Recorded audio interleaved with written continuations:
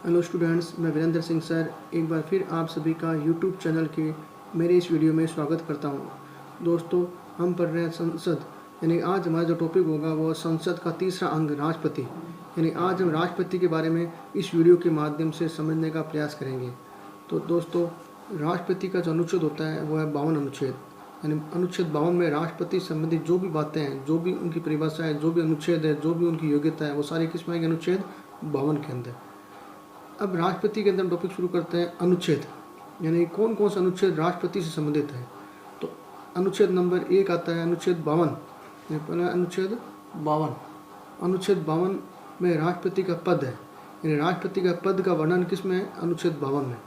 अनुच्छेद 53, इसमें कार्यपालिका की शक्ति है, यानी राष्ट्रपति की जो कार्यपालिका की शक्ति है वो अनुच्छेद 53 के अंदर है। नेक्स्ट आता है अनुच्छेद 54, राष्ट्रपति का चुनाव। राष्ट्रपति का चुनाव संबंधी जो भी प्रक्रिया है वो किस में आती है? अनुच्छेद 54 के अंदर। अनुच्छेद 56, राष्ट्रपति का कार्यकाल, यानी राष्ट्रपति का जो भी कार्यकाल है कितने साल का होता है वो किस में? अनुच्छेद 56 के अंदर। अनुच्छेद 58, राष्ट्रपति के लिए योग्यताएं, यानी राष्ट्रपति पद के लिए क्या क्या योग्यता होनी चाहिए, वो अनुच्छेद 58 के अंदर है।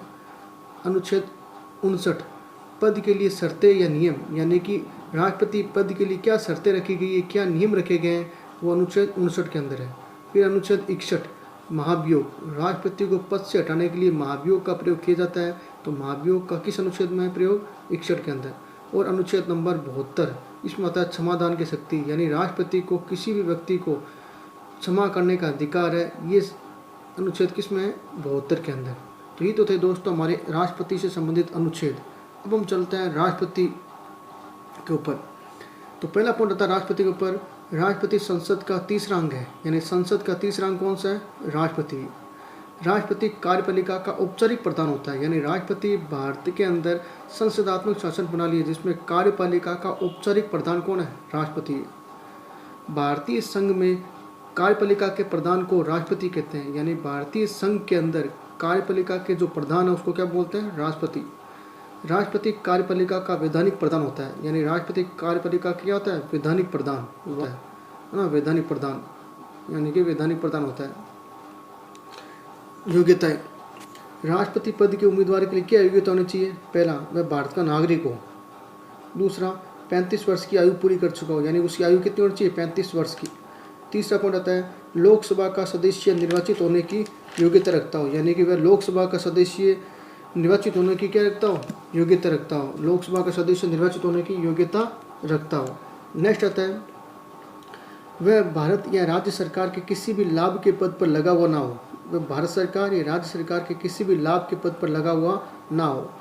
5वां पॉइंट, राष्ट्रपति संसद के किसी भी सदन का सदस्य नहीं होना चाहिए, यानी संसद के किसी भी सदन, यानी लोकसभा और राज्यसभा किसी भी सदन का सदस्य नहीं होना चाहिए। नेक्स्ट आता है दोस्तों हमारे निर्वाचन।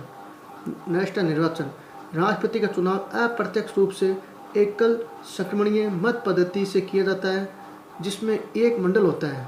इस मंडल द्वारा राष्ट्रपति का चुनाव होता है। मंडल में निम्नलिखित सदस्य भाग लेते हैं, यानी राष्ट्रपति का जो चुनाव होता है उसकी पद्धति है अप्रत्यक्ष रूप से एकल संक्रमणीय मत पद्धति। राष्ट्रपति के चुनाव में एक मंडल होता है, उस मंडल के अंदर कौन कौन से सदस्य होते हैं? वो सदस्य हैं, पहला, संसद के दोनों सदनों के निर्वाचित सदस्य, यानी लोकसभा और राज्यसभा के निर्वाचित सदस्य, सिर्फ निर्वाचित सदस्य भाग लेंगे। दूसरा पॉइंट है दोस्तों राज्य विधानसभाओं तथा संघीय क्षेत्र यानी कि केंद्र शासित प्रदेश, उसमें भी दिल्ली और पुडुचेरी। राज्य विधानसभा यानी सभी राज्यों की विधानसभाओं और संघीय क्षेत्रों की विधानसभाओं के निर्वाचित सदस्य भाग लेंगे। किसके चुनाव में? राष्ट्रपति के चुनाव में। संघीय क्षेत्र यानी केंद्र शासित प्रदेश, और केंद्र शासित प्रदेश के अंदर दिल्ली और पुडुचेरी। नेक्स्ट, पदच्युति की पद्धति, यानी पद से कैसे हटा सकते हैं? महाभियोग। किस अनुच्छेद में? 61 के अंदर। भारत के राष्ट्रपति का कार्यकाल 5 वर्ष का होता है, परंतु उसे संविधान का उल्लंघन करने के कारण समय से पूर्व भी महाभियोग द्वारा पद से हटाया जा सकता है, यानी कि कार्यकाल तो 5 वर्ष का है, लेकिन संविधान का उल्लंघन करने के कारण उसको 5 वर्ष से पहले किस पद्धति से? महाभियोग की पद्धति से हटाया जा सकता है। दोस्तों, महाभियोग संसद के किसी भी संसद के सदन में लगाया जा सकता है, यानी कि लोकसभा या राज्यसभा किसी भी सदन में महाभियोग को राष्ट्रपति के खिलाफ लगाया जा सकता है। तो ये महाभियोग अनुच्छेद 61 के अंदर इस पद्धति से राष्ट्रपति को हम पद से हटा सकते हैं। नेक्स्ट आता है दोस्तों महत्वपूर्ण बिंदु। पहला पॉइंट है राष्ट्रपति उम्मीदवार के लिए 50 प्रस्तावक और 50 अनुमोदक होने चाहिए। यानी चुनाव में जो राष्ट्र उम्मीदवार खड़ा होता है राष्ट्रपति के लिए, उसके 50 तो होना चाहिए प्रस्तावक और 50 होने चाहिए अनुमोदक होने चाहिए। दूसरा पॉइंट, चुनाव से पहले उम्मीदवार को 15,000 रुपये जमानत राशि जमा करनी पड़ती है। यानी निर्वाचन आयोग को चुनाव से पहले राष्ट्रपति उम्मीदवार को 15,000 रुपये जमानत राशि जमा करनी पड़ती है। किसको? निर्वाचन आयोग को। तीसरा पॉइंट, राष्ट्रपति के चुनाव संबंधी जो भी मामले हैं वो सुप्रीम कोर्ट द्वारा सुलझाए जाते हैं। यानी राष्ट्रपति चुनाव में जो भी प्रॉब्लम होती है कौन सुलझाता है? Supreme court. राष्ट्रपति का वर्तमान वेतन कितना है? 5 लाख रुपये। राष्ट्रपति का वर्तमान वेतन 5 लाख। उपराष्ट्रपति का वेतन 4 लाख। उपराष्ट्रपति का 4 लाख।